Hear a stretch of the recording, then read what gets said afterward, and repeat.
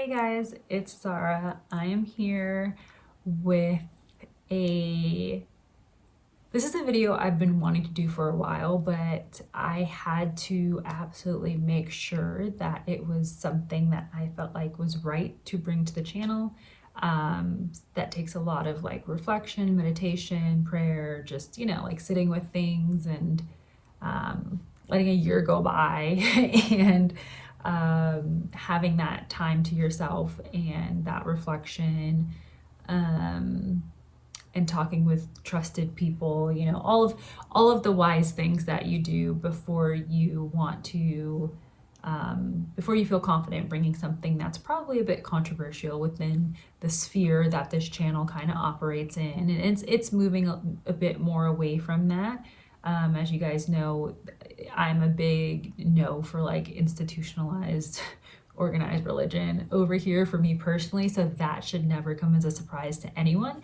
But when I say when I have said in the past, especially in the past, that this channel is the foundation is the Bible, I really truly do not mean that in the sense of like, maybe at one time I did, but I don't know that I mean I've meant that in a long time of like the way something is traditionally understood is just the way it is. Like I am going to read that text and I'm going to challenge any common interpretation of it, without necessarily bending it to just make it say what I want it to say kind of thing. Like there's some stuff where I'm like, this is why I have to put this down because I just doesn't compute. It's not for me. That's not something I believe in, but that is what that's saying, right? But there's some things where it's like, it absolutely is teaching that this is something that's not what we're calling it nowadays.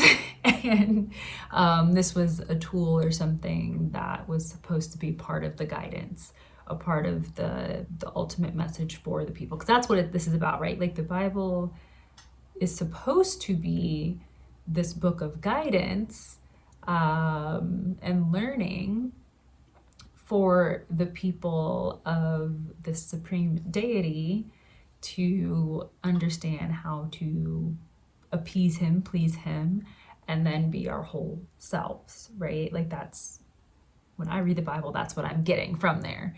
So,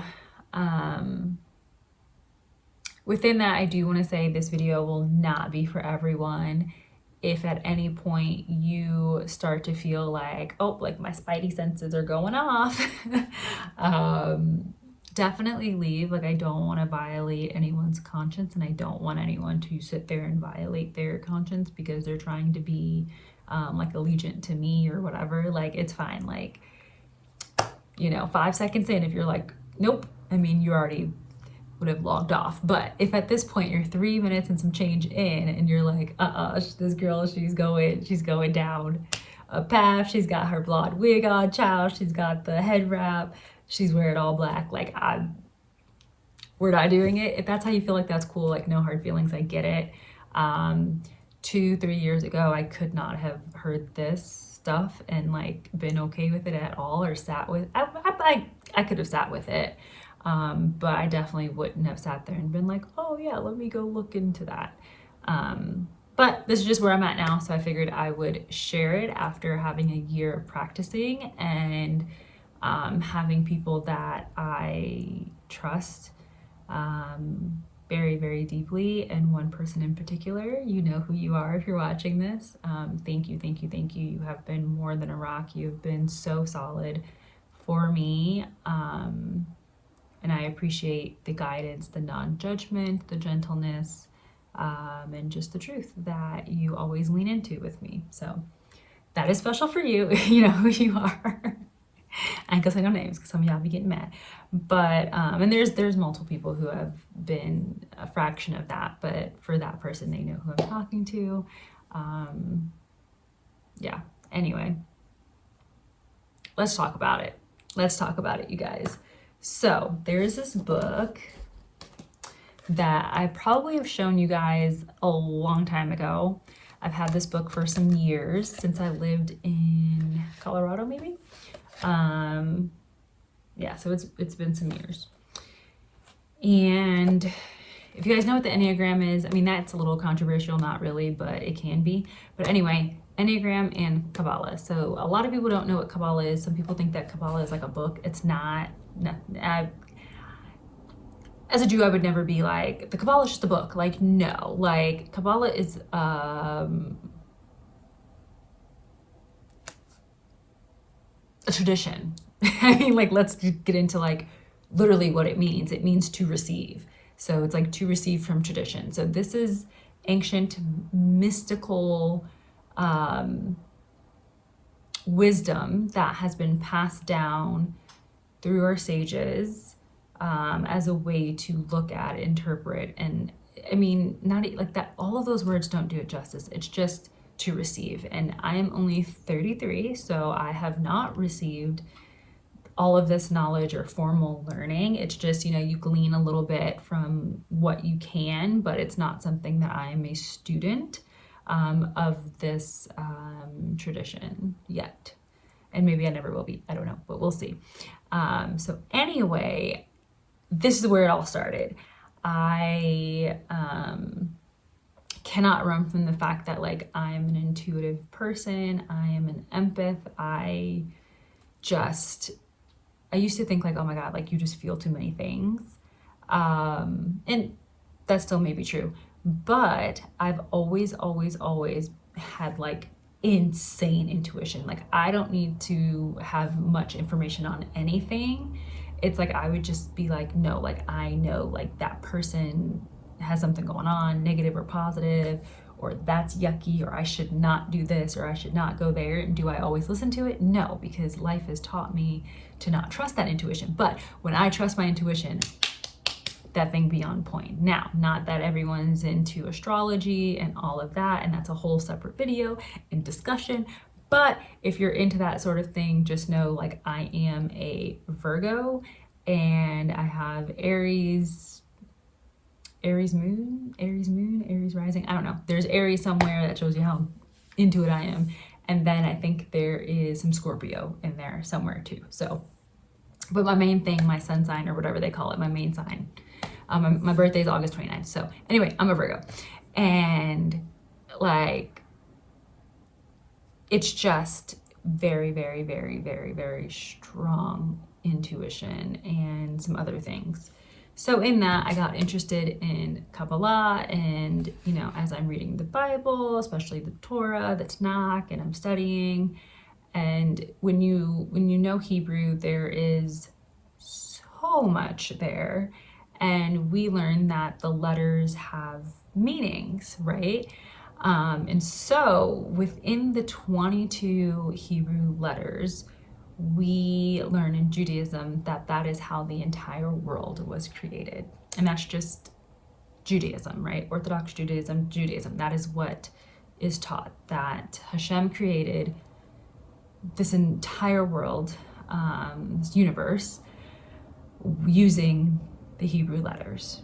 And it goes through why you have a bet that starts the Torah. The first letter in all of Torah is bet, but that is the second letter of the Hebrew alphabet. So why is this? And there's this whole thing. I'm not going to get into that. That might be an idea for a video. I'll get into that maybe in a separate video, but we're not going to get into that right now. Just know that that's what we teach, and that's what we receive. And so in that, I really got to thinking about the 22 letters of the Hebrew alphabet. They're, I don't want to say like they're magical powers, but basically like they're magical powers. And the fact that when someone is sick, we recite Refuah Shlema over them, but there's also Psalm 22, and then I think a couple other, well, there's a lot of other Psalms, but there's other Psalms. And we teach that these Psalms, Tehillim, when we recite them in Hebrew, that they have healing power. Like there's actual power in pronouncing and vocalizing these Hebrew letters and words. And so when you believe that, now that becomes like, okay, where else can I see this tangibly show up in my life? So that is the backdrop for how I even got over into, I mean, it's the title of the video, so you guys know where I'm going with this, but how I got into tarot. So this is, I'm just going to show you guys these decks, but then we're going to go off into the whatever before I like get into everything. But this is the Earth Woman tarot deck. It's by Tarn Ellis. She did like all of her own artwork on these, and this is like my favorite deck ever. I'll show you guys in a little while what it is, and then I also have this deck that came in that I absolutely love. It is based on the Rider-Waite. So this is the box. This is like a learning beginner's deck. So anyway, I don't have one by Aleister Crowley. I don't have one by him, the like Thoth and like all of that. I have a friend who, he's like insanely powerful, but he's got, he's called to that. I'm not there. But yeah, so like that's just what I'll show you guys for right now, but I want to get into the correlation. So, okay. So let me read this to you guys. It says, while traditional Judaism generally prohibits divination practices, some people see connections between tarot and Jewish mysticism, particularly the Kabbalah. Due to shared symbolism in the alignment of the 22 major arcana, which, like, let's see, like, I don't even know how to explain this, but there's 22 major arcana cards in a tarot deck that, like, are like your focal point, and then there's like other suits, and there's, okay. I don't want to get too much into it. Anyway, alignment of the 22 major arcana cards with the 22 Hebrew letters, allowing for interpretations based on gematria, Hebrew numerology. However, there's not too much of like a strong historical link. So to me, I believe that, you know, tarot cards and everything began in the medieval period, as far as back as we can trace it, almost as like a game, and then it turned into something more, and I'm totally okay with that. I do believe that Jews in some regions started to use tarot cards based on Kabbalah to further their learning of Hebrew, in places where they were prohibited from learning Hebrew, similar to the story of like the dreidels and things like that. We would just act like we were gambling, but really we were keeping our traditions and our language and our history alive. So that's where I stand with that. So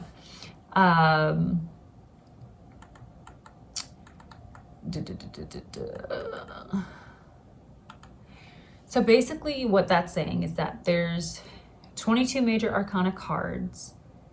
There's like 78 cards total, but there's 22 of those that are major arcana cards. So this is like your Fool, this is your High Priestess, this is your Empress, like those types of cards. The Magician, the Hierophant, things like that. And these are what mirrors the Tree of Life within Judaism. If you don't know what that is, look it up. I don't want to do too much editing on this video, but I was going to record here and then like come on over. I think I might do that so I can actually show what I'm reading. Yeah, let's do it. No, because then I can't edit it. How do I want to do this? Yeah, let's just record. Let's just see what happens.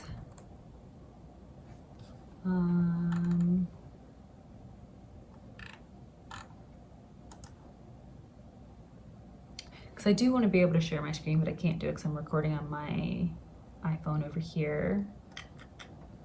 So, okay, you guys can see me, which we don't need it, but enter studio.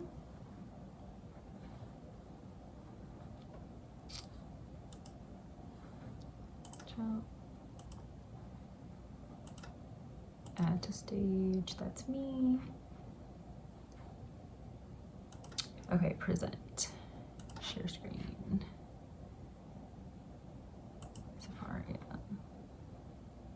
Okay, so it has to do with the tree of life and the 22 Hebrew letters, the 22 major arcana cards, and we're gonna go this way so that you guys can see my screen, and then I might come back over here. I may not, I don't know, we'll see.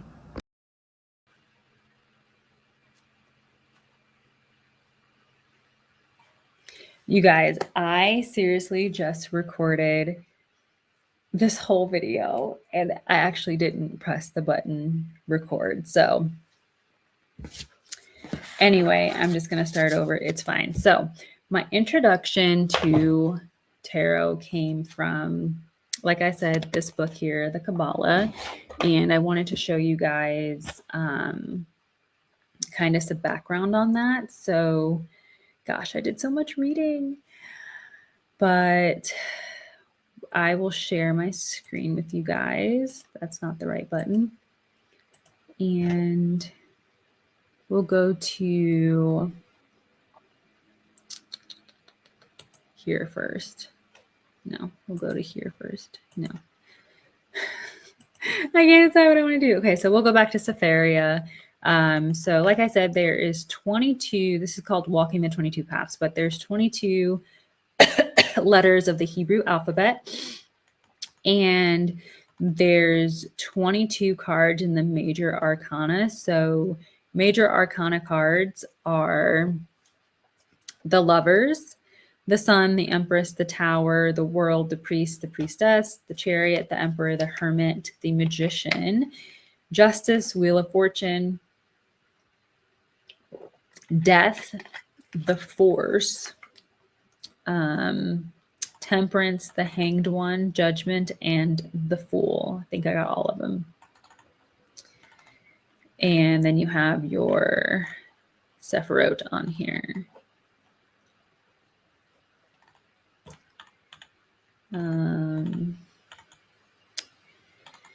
And so basically every Hebrew letter is also a number. So there's someone on here that does not know that. So I want to make sure that I don't just fly by that.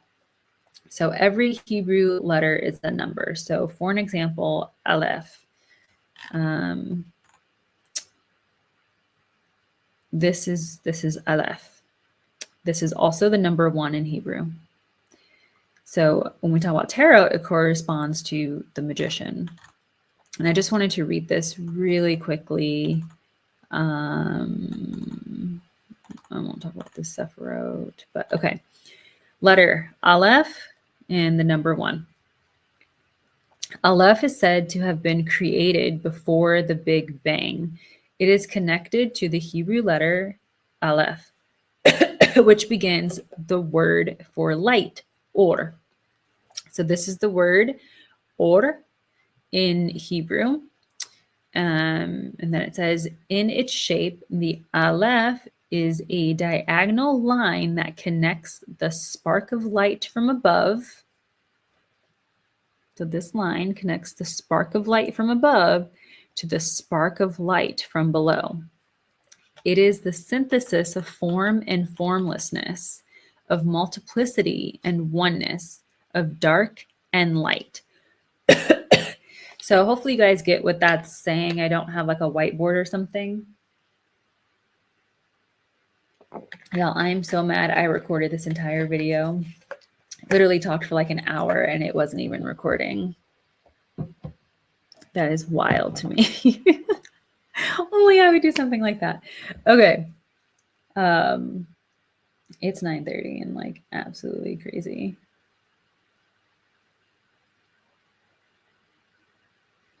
Taking a break because my throat. Okay. So it's the synthesis of form and formlessness, of multiplicity and oneness, of dark and light. So the tarot card number 1 The magician. The magician is both the true sage who can do real magic and the trickster who makes us believe for an instant that what we thought is impossible is actually possible and tricks us with smoke, mirrors, and magical words. Both the sage and the trickster inspire us to take up the fool's journey that leads to our own neshama's true path. Neshama means soul, like your highest soul, not like your animal soul. The magician helps us learn to dip into the creative possibilities of the formless, infinite dark to heal and guide our actions in the conscious world of today. That gets into this whole story, and this is actually a good expert. You guys like look this up and read it. My voice is probably going to go out because I've already read this once, but this actually talks about Hanukkah, the time of the dark moon and sun, the lunar solstice that's coming, and this learning to be okay with the duality of light and dark, and finding joy in the darkness and in the resting times. But I thought that was a really good article just on Sefaria for those who use it to kind of get like a footing in this. Let me stop sharing my screen. And I wanted to read from this book to help you guys kind of start to draw the connection. You guys can't see it, but because my light is crazy. Can you guys see this? If I hold it close enough? Yeah. Okay. So it is called 78 Degrees of Wisdom. There's 78 cards in a Torah deck. A tarot journey to self-awareness. And there's just like a small bit in here that I actually posted on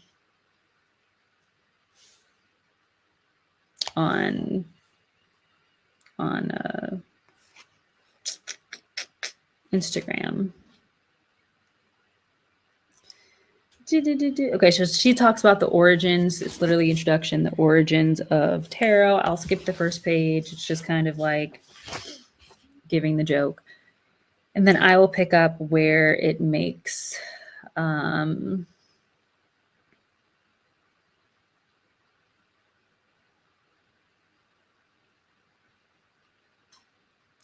bit more sense.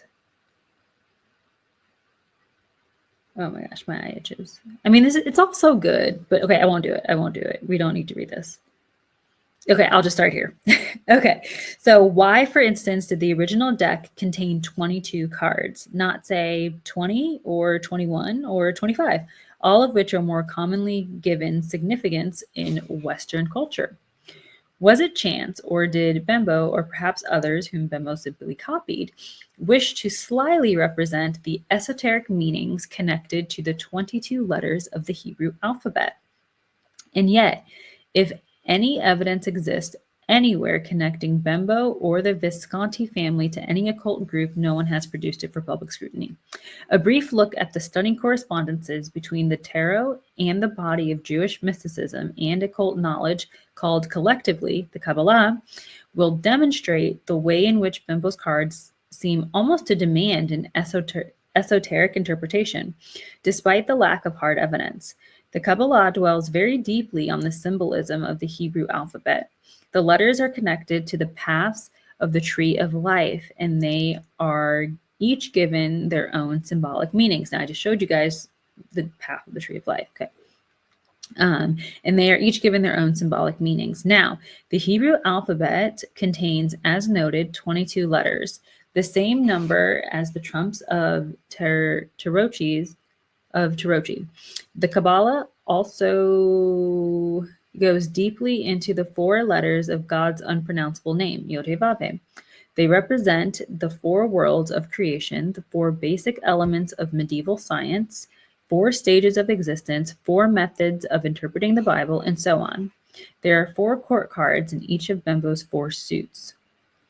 Finally, the Kabbalah works with the number 10, the 10 commandments, the 10 sephirot, stages of emanation, on each of the 4 trees of life, and the 4 suits contain cards numbered from 1 to 10. Do we wonder then that the tarot commentators have claimed that the deck originated as a pictorial version of the Kabbalah, meaningless to the masses, but highly potent to the few? The Jews. The Jews. And yet, in all the thousands of pages of Kabbalistic literature, not one word appears about the tarot. And so that was just something that I wanted to kind of point out. There's another article that I found on Hey Alma that I just thought was interesting. This like share your screen thing is like always going to be the bane of my existence, I think, a little bit. Okay, so let me scroll up here. So this article is just like a blog post. It's written by Caro, The Surprising Connection Between Torah and Tarot. And she talks about how she got her first deck from her mom. They're Jewish. Okay. So then she got the Wheel of Fortune card 3 times and she realized, oh crap, this says Torah. And then she went on Google and Google said, yeah, duh, we know you didn't discover anything. Okay. So then she starts by saying this. Not starts, but gets into it. The word Torah is often mistranslated to mean law, but its meaning is actually closer to guide. Our learnings from reading the sacred text is meant to help enrich our lives and reflect on what we are putting out into the world. Likewise, reading tarot isn't a practice that is geared towards predicting the future or telling you what to do. Whatever cards I pull are meant to help me reflect on myself and give guidance for whatever is to come. So what's the connection between tarot and Torah? First, a quick crash course on the anatomy of the tarot deck. The deck is broken into 2 parts, the major arcana and the minor arcana. The minor arcana is made up of 56 cards with 4 suits. I'm not going to say all that because I'm trying to get through this. The major arcana is made up of 22 cards that aren't suited and represent karmic influence. If you come from a Christian perspective, you probably will not vibe or jive with the whole karmic influence idea. But if your roots are in a Hebraic foundation or Judaism, then you understand karmic influence and this almost like this idea, the general idea of karma, right? Often thought of life lessons, all around excellent for any type of reflection. Now, you might have just read the number 22 and realized that number is also significant in Judaism. There are 22 letters in the Jewish alphabet. In the book Kabbalistic Tarot, David Krafschau explains that this was useful when the Greeks invaded Israel and outlawed the study of Torah. The Jews masqueraded playing games with the tarot deck, also with dreidels, while secretly practicing Hebrew. But Krafschau explains that once the Maccabees drove out the Greeks, the use of tarot cards became obsolete, at least for the next 500 years or so, until the Inquisition, when the Torah became outlawed once again. He also explains the ties between Kabbalah and tarot. The 4 suits of the minor arcana refer to 4 different journeys or areas of our life. Swords is all about knowledge and thought. Cups deals with emotions and love. Pentacles involves your health and wealth. And finally, Wands is creativity, passion, and sexual energy. The suits also correspond to the 4 Kabbalistic worlds of Yetzirah, Bria, Asaya, and Atzilut, respectively. Looking at the different suits, using these guidelines or pathways leads the reader to find new meaning in each card. So obviously you have fire signs, water signs, air signs, earth signs, I'm a Virgo. You have the suit of pentacles, the suit of swords, the suit of cups, the suit of wands. So if you pull a wands card, you're in the fire energy, etc. If that makes sense. It makes more sense if you actually have a deck. So She gets into the fact that Kabbalah means receiving or received traditions. Like I think I said earlier, again, I've recorded this whole video and then deleted it. So I don't know if I did say that earlier or not, but Kabbalah basically is this idea of receiving a tradition. It's like a passing down of a tradition, like a mystical esoteric tradition. And so then she, interestingly enough, shows like the high priestess. There's a lot of religious depiction here. The lovers, this is Adam and Chava. This is the scene of them getting kicked out the garden. Basically, you got the Nachash there, the snake doing its thing. And this card depicts it depicts a couple of different things. But anyway, the lovers, which you can see the image. This is the Rider-Waite deck, which was made in 1909, I believe. And then this is the card that she referenced earlier, the Wheel of Fortune, symbolic heavily of change. This is a Torah, Torah. And this is the Yod, Hey, Vav, and the other Hey here. And so very powerful card, really. I remember when I first saw that, I was like, oh my goodness. So that's just like a crash course, something very quick. I don't want to harp on too long. And I do want to show you guys my deck, but I'm going to go back, or my decks, but I'm going to go back to my iPhone camera because I feel like you can't really see it too well on just like my laptop webcam, which is what I'm using when I'm trying to like share my camera. So anyway, sit with me for a moment while I get that back up and going. Okay, to wrap it up, I wanted to show you guys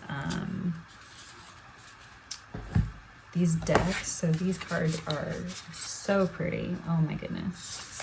And this is actually like a beginner's learning deck. So I actually think it's really good for people who are just learning here. So you have your Hebrew, Dalit, answer like if you have like a yes, no question or something, yes or no. I think that's the chakra, yeah, the heart chakra there. You have the planetary whole ruling thing, element, earth, and then you have the numbers, like numerology. It also gives you what the meaning is for love, career, finance, and time period for this. And it gives you the affirmation, a short meaning, the words associated with this card, the Empress. And then it's based still on that traditional Rider-Waite. So I think these are really cool for especially like learning as you go. And then it also comes with a little guidebook that kind of helps you guys understand all of what's going on, which is so cool. This is a really cool guidebook. And then I have this Earth Woman Tarot. So remember reading about the Magician card?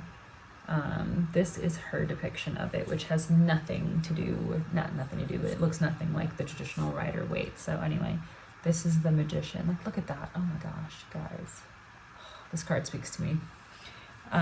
So this was the card. You see the one up there? This is the one that would be corresponding with Aleph. Remember, Aleph has like connecting the sparks of the divine light from up high to like that cross and the letter Aleph to what's below, like the deep rootedness of the earth. So that's what she's depicting in the card. So when you know Hebrew and you know the card's meanings, then these kind of, some of them anyway, you can kind of really tap in. This is the Two of, I just love these cards. This is the Two of Cups, Justice, Temperance. Again, these are the major arcana cards. The Chariot.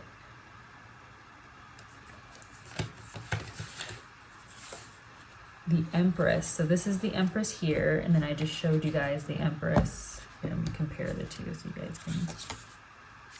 Okay, so both of these are the Empress cards. You see? So you see how like she appears here to be pregnant on this card, and this one, do you see the words fertility?